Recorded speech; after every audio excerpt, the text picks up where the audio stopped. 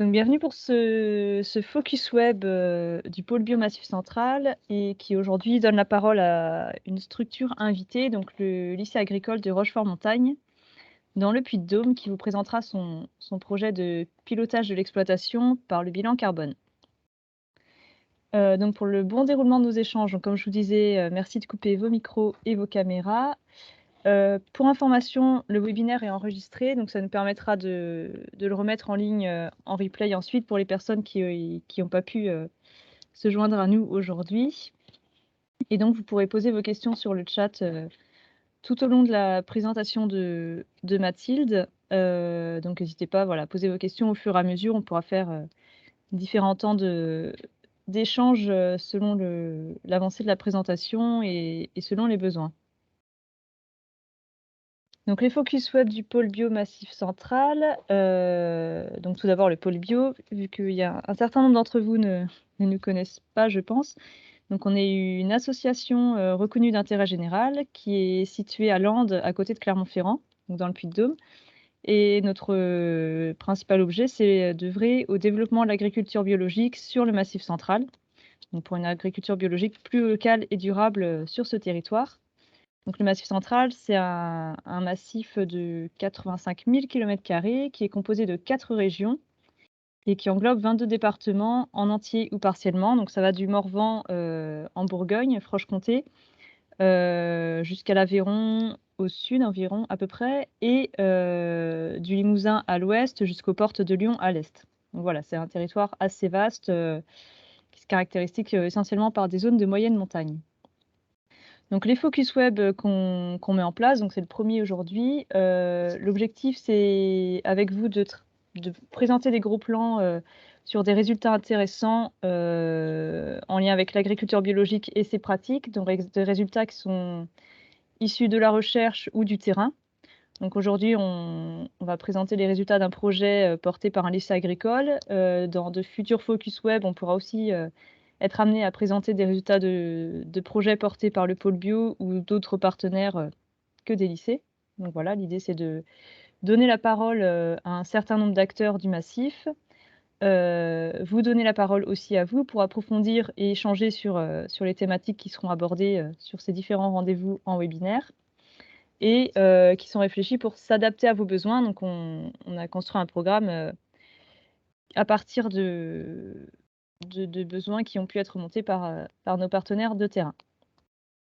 Donc ces focus web sont organisés par le pôle bio dans le cadre de son programme Opération Bio Massif Central Horizon 2030. Et donc l'objectif, c'est bien d'accompagner les acteurs de la bio pour plus de bio local et durable sur le Massif Central.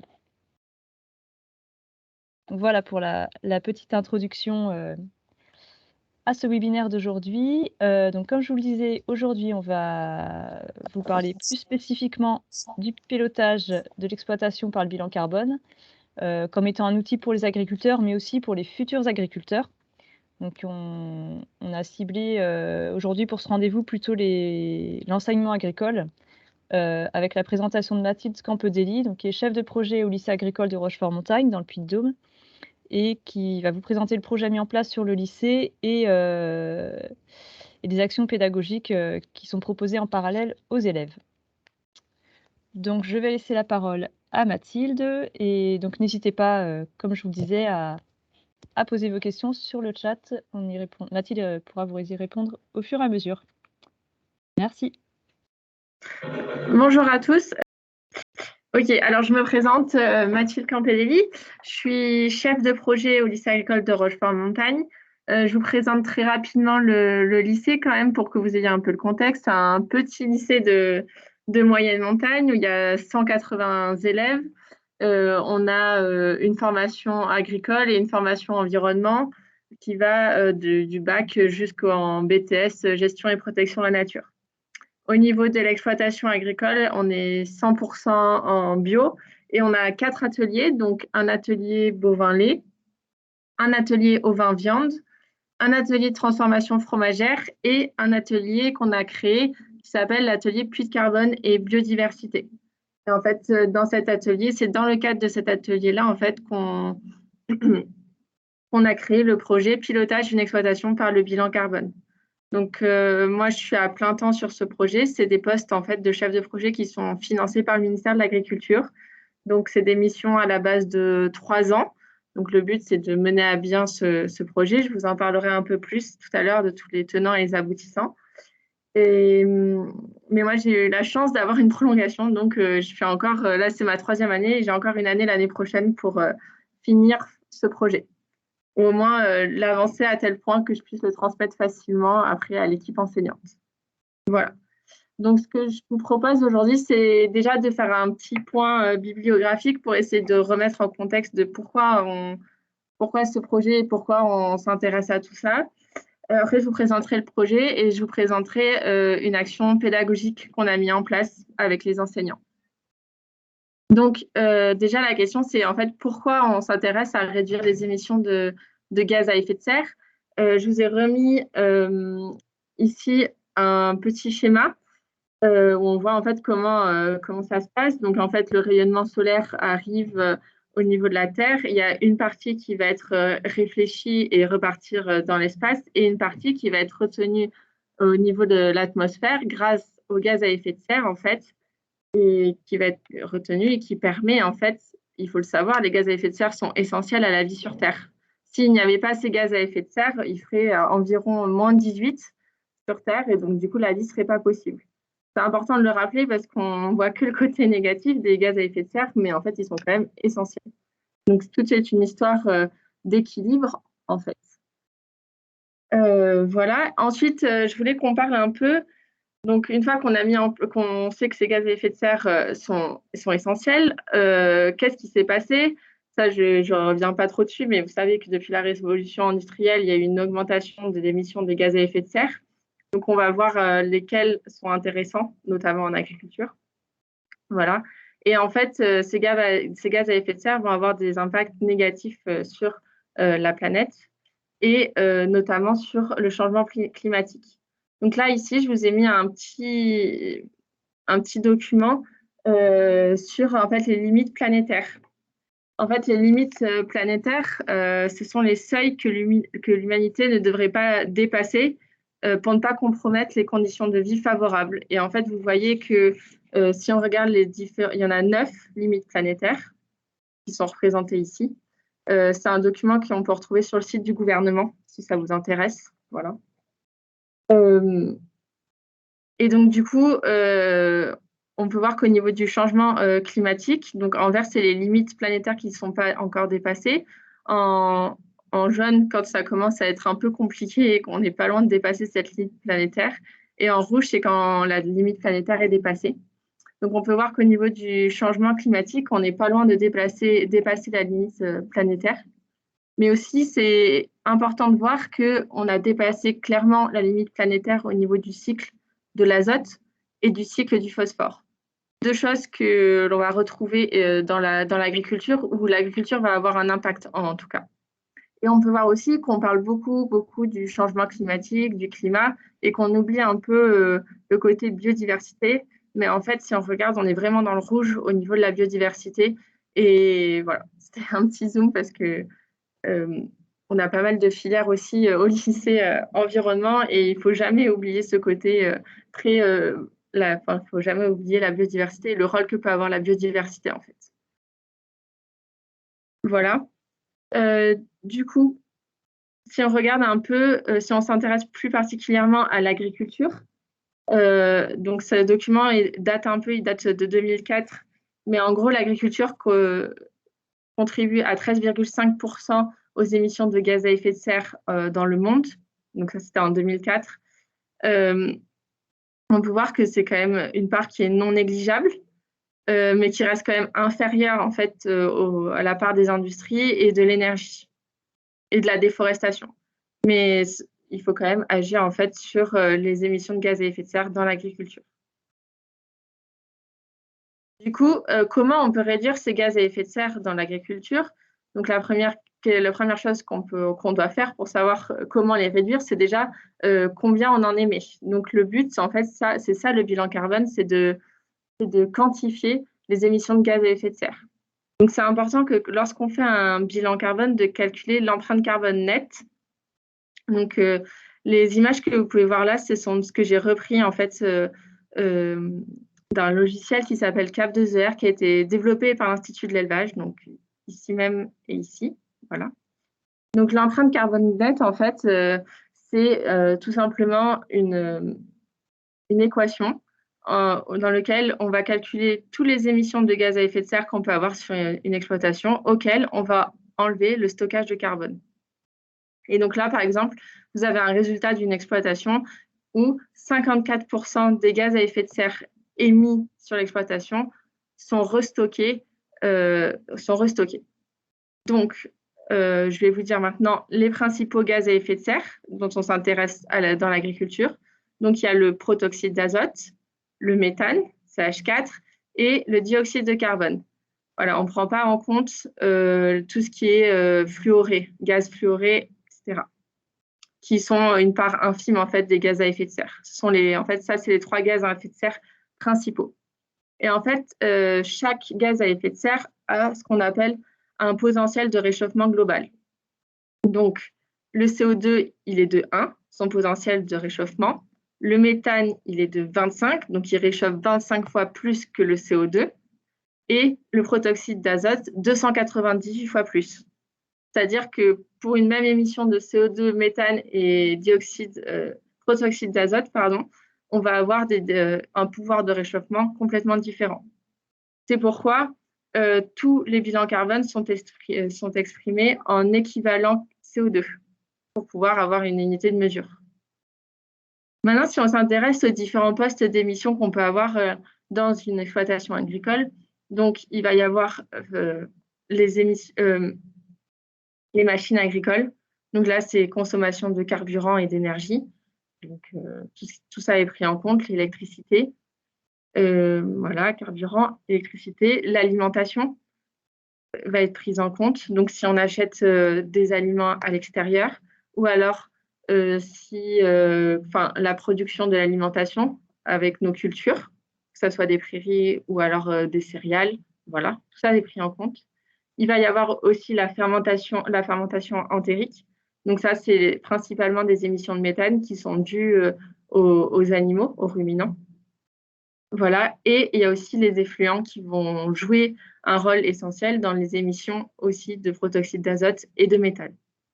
Donc ça, c'est les postes à peu près principaux d'émissions de gaz à effet de serre sur une exploitation. Mais de l'autre côté, c'est très important d'y penser, c'est tout ce qui est stockage de carbone. Donc le stockage de carbone, il va y avoir, donc ça peut se faire grâce aux prairies, donc les prairies permanentes. Donc là, c'est un document que je vous ai repris. En fait, c'est les chiffres qui sont utilisés lors de Cap2ER. Donc, c'est l'outil qui réalise des bilans carbone qui a été développé par l'Institut de l'élevage. Donc, on peut voir qu'un hectare de prairie permanente va stocker environ 570 kg de carbone par an. Contrairement à une prairie qui va être en rotation, ça va être plus de 80 kg. Et pour les haies, je ne vois plus, mince. Je crois que ça a quitté. Alors, c'est de 125 kg par 100 mètres linéaires de haies par an. Donc, vous voyez bien que selon les types d'exploitation qu'on va avoir, on va avoir plus ou moins d'émissions de gaz à effet de serre, mais derrière, on va avoir aussi plus ou moins de stockage de carbone. Il est important aussi de noter que plus une exploitation va être optimisée, efficiente, si on peut dire ça, moins plus son bilan carbone va être bon. Je n'ai pas dit intensive, j'ai bien dit efficiente. C'est important de ne pas confondre les deux. Donc, c'est-à-dire pas avoir trop d'animaux improductifs, avoir une bonne rotation dans ses prairies, ce genre de choses. Et après, une fois qu'on a défini un peu les postes d'émissions de gaz à effet de serre, le but, ça va être de regarder qu'est-ce qu'on va pouvoir mettre en place.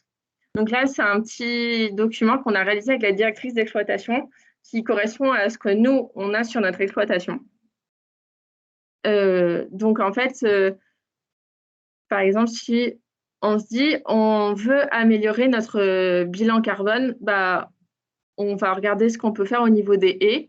On a déjà, nous, sur l'exploitation, un grand réseau de haies, on a 15 km de haies, donc on s'est posé la question, est-ce que ça vaut la peine de replanter encore des haies, sachant qu'on a déjà beaucoup de haies qui sont présentes, mais qui ne sont pas entretenues. Du coup, ce qu'on va faire, c'est mettre en place un plan de gestion des haies. On a déjà réalisé une expérimentation par rapport à ça. Et en fait, ce plan de gestion va nous permettre d'entretenir les haies au fur et à mesure, sauf que ça va avoir un impact derrière sur le troupeau. Je vais vous expliquer pourquoi. Tout simplement parce que lorsqu'on va entretenir les haies, on a fait une petite expérimentation, donc on a entretenu 50 mètres linéaires de haies. Donc, il y a la mission Haie d'Auvergne qui est passée et qui a dit, par exemple, cet arbre, il faut le tailler comme ça, cet arbre, il faut le tailler. Donc, on a fait passer un élagueur. Puis après, derrière, on a fait broyer, en fait, toutes ces branches, en fait, qui sont issues de l'entretien des haies qu'on a broyé et qu'on a transformé en plaquettes de bois et qui va être ensuite utilisé comme litière pour les animaux. Donc ça, derrière, ça va avoir un impact sur le troupeau et donc la qualité de vie du troupeau, voir aussi il y a quand même pas mal d'expérimentations qui ont été faites dessus, mais l'impact de ne pas mettre de la paille pour les animaux, mais plutôt de la plaquette de bois, qu'est-ce que ça va faire? Comment le fumier, qu'est-ce qu'il va donner après? Donc, quelle gestion pour cet effluent-là? Et aussi, ça va avoir un impact sur les achats. On va acheter moins de paille. Voilà. Ça, c'est juste un exemple pour montrer un peu que, en fait, tous les leviers sont interconnectés. On ne peut pas changer juste, par exemple, on ne peut pas dire, voilà, je ne sais pas moi, je veux changer l'alimentation de mes vaches, mais en même temps, je ne veux pas toucher à mon pâturage. C'est impossible. Et tout ça, en fait, ça va avoir un impact sur le bilan carbone. Donc, c'est important aussi de voir que c'est une addition de petites choses sur l'exploitation qui peut faire que le bilan carbone s'améliore et qu'on va limiter nos émissions de gaz à effet de serre et aussi augmenter notre stockage de carbone. Voilà un peu. En fait, comme je suis en mode plein écran, je ne vois pas du tout si vous posez des questions.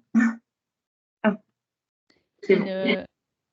Une première question sur l'outil Cap2R en particulier. J'en reparlerai du coup tout à l'heure pour vous, okay. Parce qu'on l'a utilisé avec nos élèves. Voilà. Tu peux continuer pour l'instant. Parfait.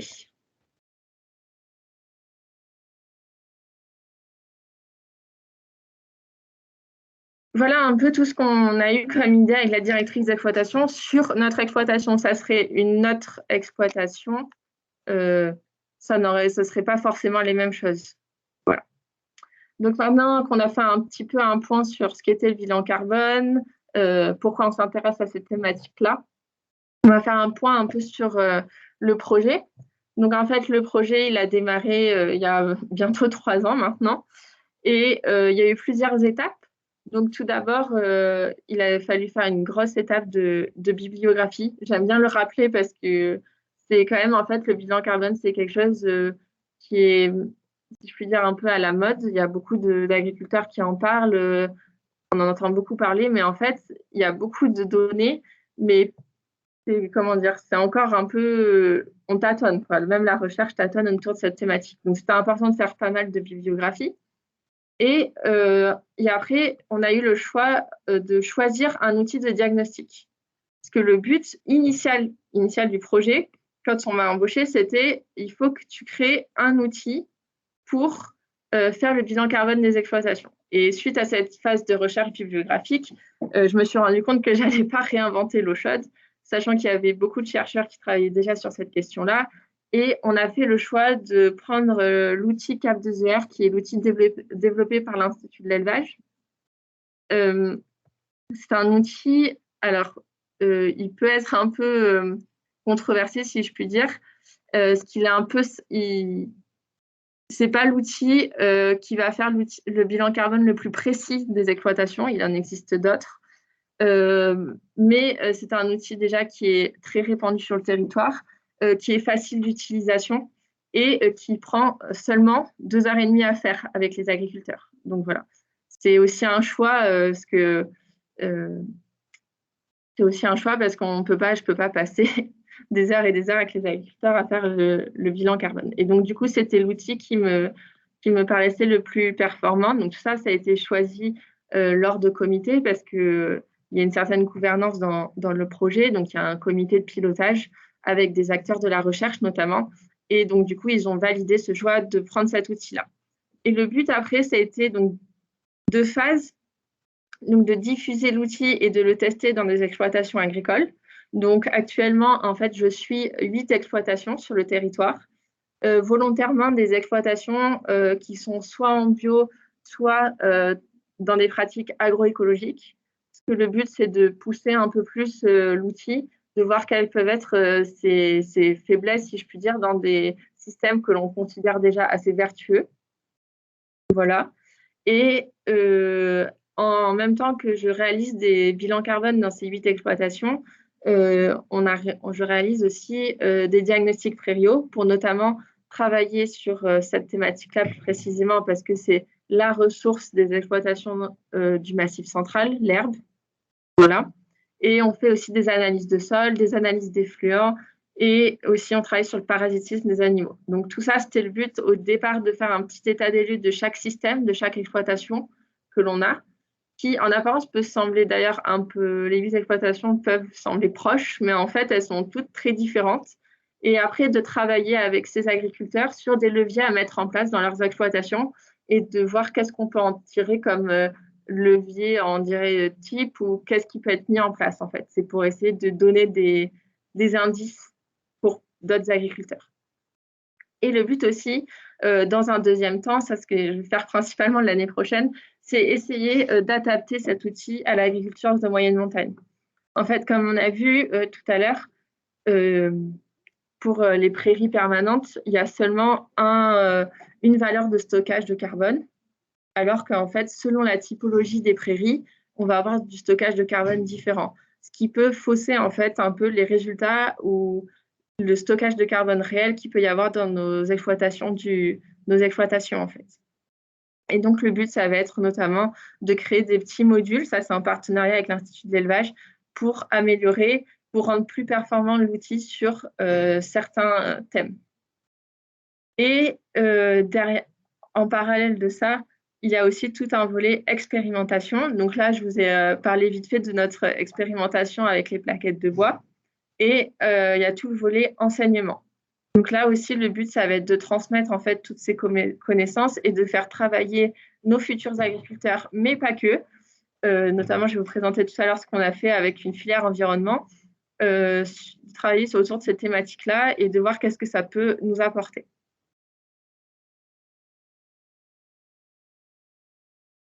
Donc, je vais vous présenter. Est-ce qu'il y a des questions ou pas du tout?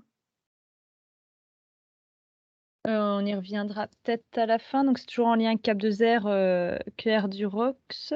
Excusez-moi pour la prononciation si je me trompe. Qui précisait que la Bergerie nationale de Rambouillet, avec l'IDEL, avait proposé une formation distancielle à l'outil Cap de Zère, que tu avais suivi l'an dernier, Mathilde. Tout à fait. Donc, si tu veux, tu peux continuer, puis tu pourras éventuellement partager ton expérience sur cette formation. Oui, à la fin. À la fin. Avec plaisir. Du coup, je voulais faire un zoom sur une action pédagogique parce que j'en ai fait plusieurs, mais celle-là, c'était la plus complète que j'ai pu faire parce que c'était un peu compliqué les dernières années avec le Covid, mais bon, ça, je vous apprends rien pour avoir des élèves, voilà. Donc, du coup, on a fait une séance avec les BTS Gestion et Protection de la Nature sur 1 jour et demi. Donc, une première journée qui était assez théorique, en fait, où on a présenté juste quand même pour rappeler, les BTS Gestion et Protection de la Nature, c'est des filières qui ont très peu d'agriculture. Je crois ils ont 1 heure, 2 heures toutes les 2 semaines d'agriculture. Et le but, c'était aussi de voir quelles peuvent être leurs réactions parce qu'ils ont un petit a priori face à l'élevage et au changement climatique, le rôle de l'agriculture face au changement climatique. Et c'était aussi leur montrer qu'il peut y avoir des côtés positifs à tout ça. Et donc, c'était le but de cette action pédagogique. Donc, pour revenir sur ce qu'on a fait, la première journée, en fait, on a présenté en fait ce qu'était un peu ce que je vous ai fait là, on allait un peu plus loin, l'atome de carbone, le cycle du carbone. On a parlé du changement climatique, des causes et des conséquences du changement climatique. Et après, l'après-midi, on leur a présenté l'outil de bilan carbone, donc le CAP 2ER. Et on a choisi avec eux de faire un CAP 2ER niveau 1. Donc ça, pour répondre à la question de tout à l'heure, celui-là, il est disponible et gratuit, il peut se faire en ligne. Par contre, moi, avec les agriculteurs, je travaille sur l'outil CAP 2ER, mais le niveau 2. Donc là, par contre, il faut acheter la licence. Dans le cadre professionnel, il faut acheter la licence pour pouvoir que les données qu'on collecte soient remontées au niveau national. Mais il est possible de demander à l'Institut de l'élevage pour un cadre pédagogique d'avoir accès au niveau 2, mais ça restera seulement, enfin, les données ne sont pas remontées au niveau national, c'est vraiment un but pédagogique si vous voulez en faire avec vos élèves, par exemple.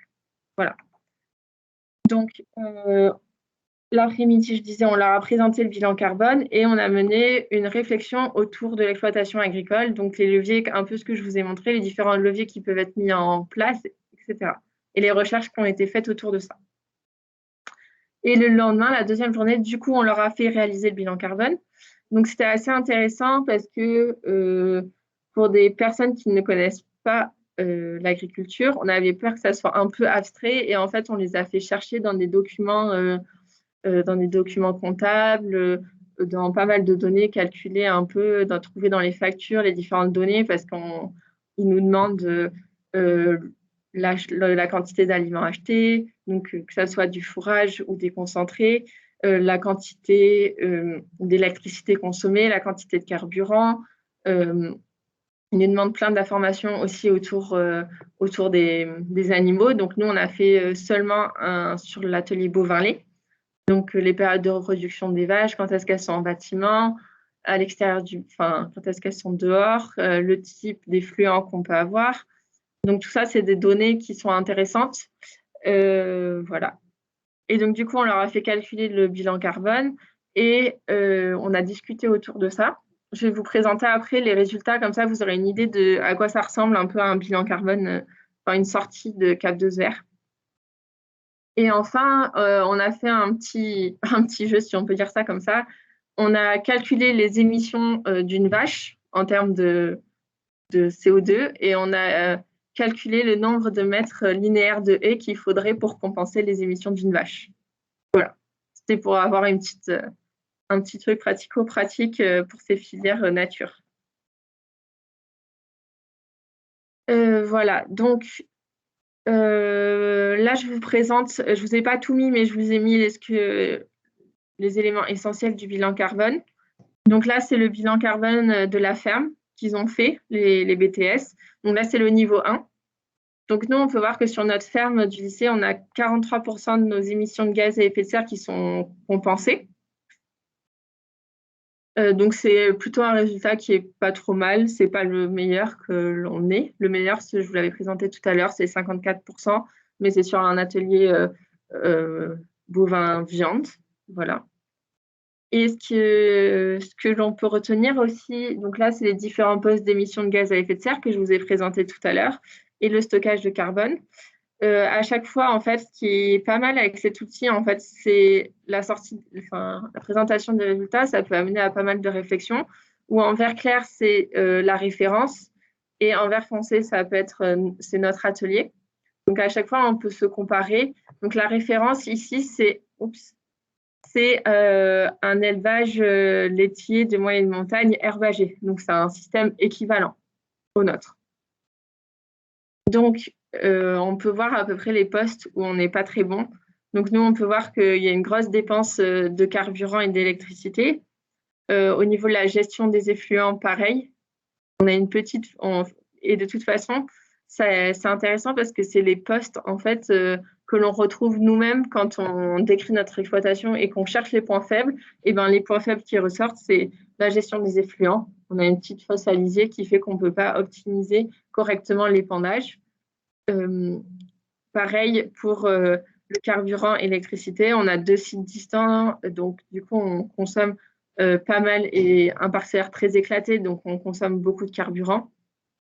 Au niveau de la fermentation entérique, là, il faut se méfier parce qu'en fait, plus l'alimentation des vaches là, va être riche en fourrage, en fibres longues, donc en foin, par exemple, plus elles vont émettre de méthane.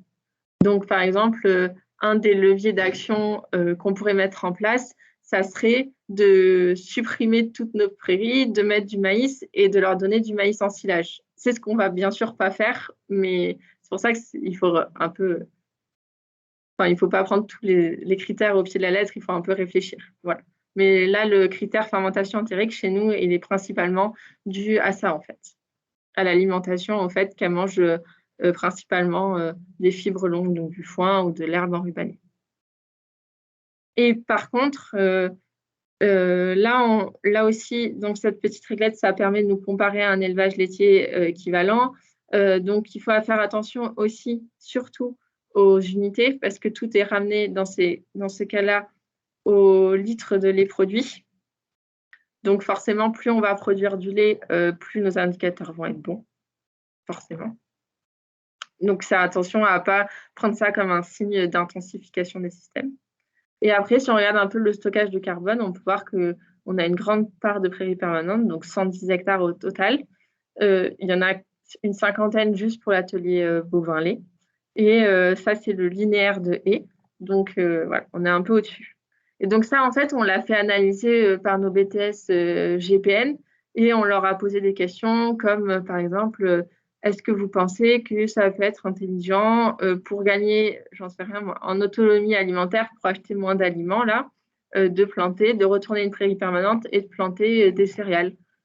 Et voilà, c'était assez intéressant pour des non-agricoles de se rendre compte aussi de la complexité des systèmes, parce que si on retourne une prairie permanente, ça veut dire qu'il faut acheter aussi le matériel derrière pour mettre des céréales, sur quel sol, parce qu'on n'a pas forcément des sols adaptés, nous, à cette hauteur-là. Enfin voilà. Donc et le côté stockage de carbone, c'était aussi très intéressant à mettre en avant pour montrer aussi les côtés bénéfiques qu'il peut y avoir dans l'élevage notamment. Que l'élevage permet aussi de maintenir des prairies.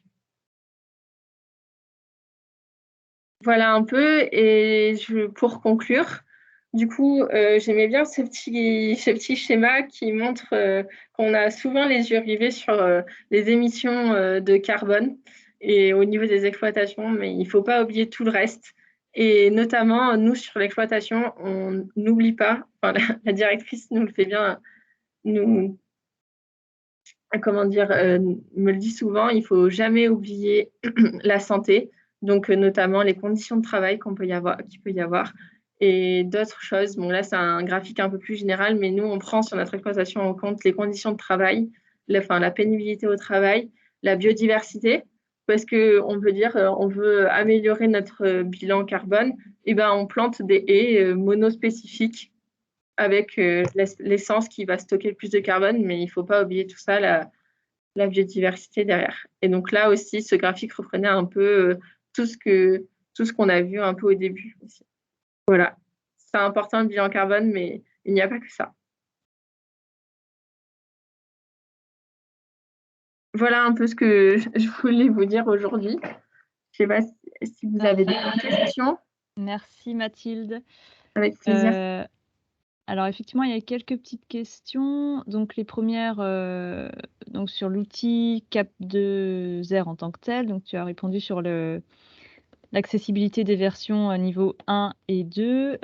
Madame Durox a précisé effectivement que pour les enseignants, la DGER a pris une licence globale. Donc pour les enseignants qui sont formés ou qui souhaitent se former au niveau 2 n'auront pas à payer la licence, mais devront signer une charte pour s'engager à l'utiliser dans un cadre pédagogique. Mmh. Voilà, je sais pas du coup, oui, effectivement, si tu fais un petit retour sur la formation, ou si Madame Durox veut prendre la parole pour expliquer un petit peu, parler un petit peu de cette formation en distanciel pour les enseignants. Vas-y Claire. On t'entend pas, ton micro il est coupé, non?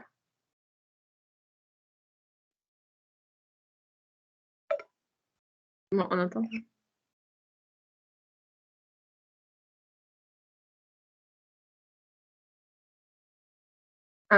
Du coup, ouais. Donc, du coup, on a eu une formation, c'était sur 3 jours, il me semble. Je sais plus, c'était l'année dernière. Et en fait, on a eu une conseillère de l'Institut de l'élevage qui nous a formés en fait à l'outil de niveau 2 de CAP2ER. Donc, c'était comme en fait la formation pour des conseillers de chambre d'agriculture ou le DE ou n'importe quelle structure de professionnels en fait. Et donc c'était bien parce qu'on a pu réfléchir, genre apprendre à ce que c'est, comment utiliser cet outil, qu'est-ce qu'il fallait renseigner. Et on a vu aussi toute la complexité. On avait un petit a priori au début en disant bah, cet outil il est quand même assez simpliste. Et en fait, quand il s'agit de chercher pendant des heures, parce que nous on n'avait pas les exploitations en face, on nous a donné des documents d'exploitation et qu'il a fallu chercher pendant des heures des, des solutions pour répondre aux différentes questions de l'outil. En fait, ça se présente comme un document à remplir avec plein de questions sur toute l'alimentation, jusqu'au pourcentage de fourrage dans l'alimentation, de tel fourrage, par exemple, dans l'alimentation, au nombre de concentrés qu'on donne chaque jour, au nombre de jours où il passe à l'intérieur, à l'extérieur, toute la fertilisation. Et donc, du coup, c'était bien d'avoir cette formation et de pouvoir échanger avec des enseignants aussi, de voir comment on pouvait l'appliquer dans le cadre pédagogique. Voilà. Ça te va, Claire? On t'entend pas? Toujours pas? Bon. Peut-être enlever carrément les écouteurs et débrancher de l'ordi. Parler directement. Oui, sans le casque. Ouais. Le micro est coupé pour l'instant sur Teams. On t'entend pas, Claire. Bon. Tant pis. Tant pis, dommage. Ouais, bah, peut-être trouver la solution. Merci en tout cas pour les précisions. Il y a quelques informations qui ont été mises sur le chat. Alors, il y a une autre question aussi qui rejoint un peu une que je me posais effectivement. Est-ce qu'il existe des bases de données ou est-ce que les enseignants peuvent avoir accès à des références de bilan carbone dans leur région, sur leur territoire? Et est-ce que les bilans carbone que tu as fait avec le groupe d'agriculteurs autour de Rochefort a permis de créer des nouvelles références locales? Alors, pour les données sur les bilans carbone, oui, l'Institut de l'élevage fait régulièrement des synthèses en fait pour tous les types, les différents types en fait, qu'il peut y avoir un système plutôt herbagé ou pas. Ils font des synthèses sur les bilans carbone.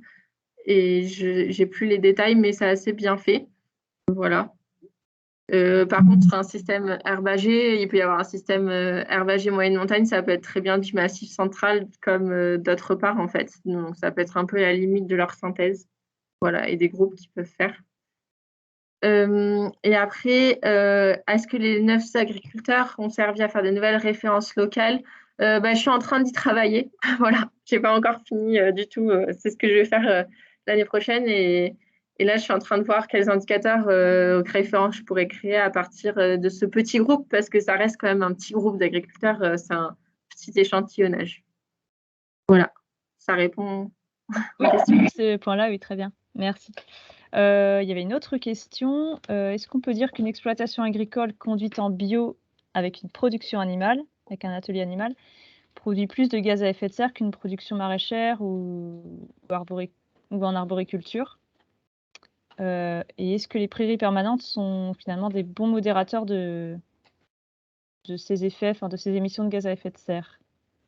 Alors, je n'ai jamais fait de bilan carbone sur une En termes production. de résultats entre différents systèmes. Ouais. Du coup, j'ai jamais fait de bilan carbone sur une production maraîchère ou arbofruitier. Mais comme on a vu, je vous ai pas montré, mais en fait, si on regarde les différents postes d'émissions de gaz à effet de serre dans une exploitation agricole, le poste principal, c'est la fermentation entérique des animaux.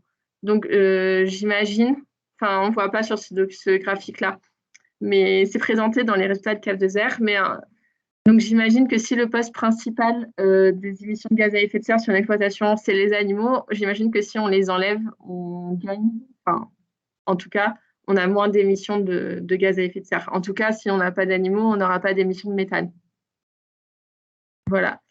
Et oui, effectivement, par contre, la prairie permanente, c'est ce qui permet le mieux de stocker du carbone. Donc, voilà. Donc, je pense que peut-être qu'il faudrait calculer par rapport à une production maraîchère, voir comment ça pourrait s'équilibrer, parce que le stockage de carbone d'une prairie n'équilibre pas toutes les émissions de méthane que peuvent faire les animaux, mais ça permet quand même de remonter un peu la balance, si je peux dire. Voilà pour cette question. Ouais. Oui, peut-être que sur des systèmes diversifiés, ça pourrait être intéressant aussi de faire ce genre de bilan. Je ne sais pas si ça existe aujourd'hui, mais d'avoir des informations un peu aussi sur des systèmes, des exploitations diversifiées, voir comment les choses s'équilibrent éventuellement. Est-ce que tu as des éléments un petit peu comparatifs entre exploitation, entre un même système en bio et en conventionnel, par exemple? Là, dans mes exploitations, c'est à peu près la même chose que ce soit bio ou conventionnel. Nous, par exemple, on est en bio, on est à 43%. Et le système conventionnel que j'ai dans mes exploitations, là, il est pareil, à peu près autour du même stockage de carbone. Voilà. Après, je n'ai pas comparé avec un système, les pauvres Bretons, mais à chaque fois, souvent, un système plus intensif, par exemple, de Bretagne. Je n'ai pas comparé, mais je pense que ça sera forcément. Je pense que c'est mieux. Voilà. Ouais. Oui, sachant que là, on est effectivement sur une zone de moyenne montagne où Voilà. les systèmes sont globalement extensifs. Oui. Système laitier. Et puis bon, comme tu dis, c'est sur un petit échantillon assez restreint avec une exploitation en conventionnel, mais ok, Voilà. très Ça peut bien. jouer en fait le bio sur ce qui prenne en compte tout ce qui est engrais, tout ça, et en général une exploitation en bio, mais moins d'engrais, voire même pas d'engrais. Donc voilà, ça peut jouer sur ces postes-là notamment. Ok, merci. Donc il y a une dernière question. Il y en aura peut-être d'autres à venir après, mais ah oui, il y a plusieurs questions.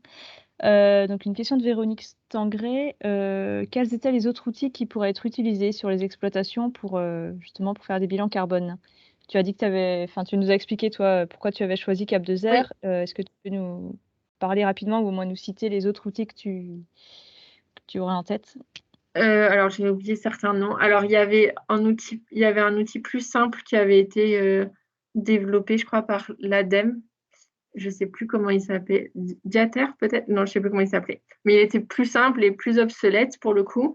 Et après, il y a l'outil avec lequel je me suis posé pas mal de questions, c'est Passim. Ça a été développé par l'INRAE. Je ne sais pas s'il est disponible pour tous, mais en tout cas, moi, je travaille avec une chercheuse à l'INRAE. Et là, par contre, c'est très, très complexe. Je pense qu'il y en a pour 4-5 heures avec les agriculteurs à remplir parce que c'est un tableau Excel avec des données très, très, très précises. Donc voilà. Et il n'y a pas de sortie un peu infographiée comme ici où l'agriculteur peut avoir un retour facile. Donc j'ai préféré Cap2R. Voilà. Et une autre question sur les différents types de prairies permanentes. Est-ce qu'il y a des données sur les différences de stockage de carbone entre différents types de prairies permanentes? Oui, tout à fait. Je vous invite, c'est pas très précis, mais à consulter ce livre qui a été fait là, les typologies multifonctionnelles des prairies du Massif central. Et c'est avec cet outil notamment avec ce livre notamment qu'on a fait les typologies en fait des prairies. Donc sur chaque exploitation, on a fait toutes les typologies de prairies. Et pour chaque typologie, derrière, il y a un indicateur sur le stockage de carbone. Donc par exemple, plus une prairie va être productive, plus elle va stocker du carbone. Mais par contre, elle va être moins riche en biodiversité. Donc là encore, c'est des choses à mettre, à balancer, à voir ce qu'il faut préférer. Et en fait, donc dans le livre, il existe en version numérique. Vous avez des petits symboles qui vous donnent un peu, je ne sais pas si vous voyez, voilà, qui vous donnent un peu les indicateurs donc là, de stockage carbone. Et donc là, c'est des petits graphiques. Mais derrière, j'ai récupéré, moi, des données, des calculs, en fait. Et pour chaque typologie, on sait à peu près le stockage de carbone qu'on peut avoir. Et c'est à partir de ça, justement, que je voudrais retravailler sur le stockage carbone des prairies. C'est comme ça, voilà, d'avoir quelque chose de plus précis pour nous, qui avons essentiellement des prairies comme production.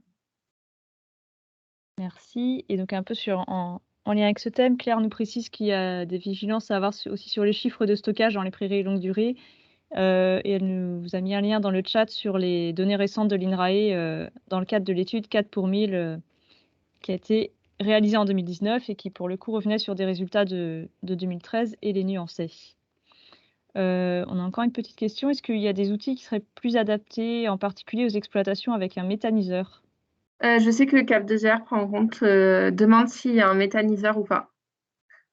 Je n'ai pas rencontré d'exploitation avec ce type de choses, enfin des méthaniseurs. J'en ai pas fait encore. Mais je sais que Cap2R le prend en compte en tout cas. Et après, je ne connais pas d'autres outils. Ok. Très bien. Donc, merci Mathilde. Je pense que j'ai fait à peu près le tour des questions.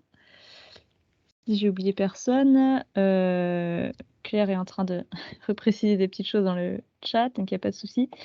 Je vous mets également dans le chat des petites références. Donc, il y a Abiodoc, qui est le Centre national de ressources en agriculture biologique. Donc, c'est un service de l'école d'ingénieurs agronomes de Vétagro-Sup, donc basé à côté de Clermont-Ferrand. Donc, il produit des références bibliographiques autour de l'agriculture bio et de ses pratiques et qui a diffusé en 2021 deux documents. Donc, un premier avec des listes bibliographiques sur les externalités de l'agriculture biologique. Donc, il y en a une notamment sur l'environnement. Vous pouvez retrouver des références intéressantes sur la question de l'environnement en agriculture. Et le deuxième document, donc c'est un hors-série du Biopresse. Donc, le Biopresse, c'est une revue bibliographique qui sort tous les mois. Et donc, il y a un hors-série qui a été publié en 2021 sur le changement climatique, donc qui reprend une compilation de références sur ce thème-là. Donc, n'hésitez pas à les consulter. Et donc, voilà, Claire vous a aussi mis dans le chat un outil simple de sensibilisation sur les émissions qui est utilisable avec des jeunes. Donc, ça s'appelle jediagnosticmaferme.com. Merci Claire d'avoir retrouvé le nom. Donc, merci à tous. Donc, pour information, on a un prochain Focus Web qui est prévu le 11 avril. Donc, le lundi soir aussi, ce sera un petit peu plus tôt qu'aujourd'hui, donc de 16h30 à 17h30, avec Pauline Herbemont, donc, qui est la directrice de l'exploitation agricole de l'EPL de Riac, dans le Cantal, et qui nous présentera le projet de territoire école qui a été mis en place sur le lycée. Donc voilà, ils ont travaillé avec tout un ensemble d'acteurs de territoire pour présenter un petit peu la filière et la place de l'agriculture sur le territoire de la fourche, de la fourche à la fourchette, de la prairie à l'assiette, plus précisément. Donc voilà, il vous présentera ça. Il y a des expositions qui ont été réalisées en bilan de ce projet sur le lycée, et notamment une exposition qui est amenée à voyager sur d'autres lycées agricoles.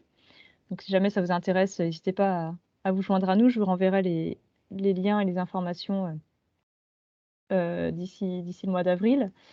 Et donc au niveau du pôle bio Massif Central, on travaille actuellement avec un groupe d'étudiants ingénieurs de Vétagro-Sup sur un jeu des 7 familles de la bio, donc un serious game qui vise à sensibiliser les apprenants à l'agriculture biologique par le jeu. Donc voilà, les étudiants qui travaillent avec nous sur ce projet-là vous feront une petite présentation de leur travail le 10 mai, donc un peu plus tard pour cette fois-là, de 17h45 à 18h45. Et enfin, donc, comme je vous disais, le pôle biomassif central a pour vocation d'œuvrer au développement de l'agriculture biologique sur le Massif central. Et pour ça, on travaille beaucoup en concertation avec les acteurs du territoire. Donc, n'hésitez pas à revenir vers nous si vous voulez un peu plus d'informations sur ce qu'on fait. Et vous pouvez également adhérer donc, en tant que structure pour les personnes plutôt sur la zone Massif central. Mais vous pouvez aussi adhérer en tant que simple citoyen si vous voulez vous mobiliser à nos côtés pour développer une agriculture biologique durable sur le Massif central. Voilà, Donc, je vous remercie tous pour votre présence et votre participation, et donc principalement Mathilde pour sa présentation Merci à vous. Ah, pardon. éclairée et complète. Merci à vous de m'avoir écouté. J'espère que c'était bien et j'espère que j'ai répondu à vos interrogations. Voilà, n'hésitez pas à faire des retours sur ce qui peut être amélioré pour les prochains focus web. Voilà, merci beaucoup. Merci à tous, bonne fin de journée.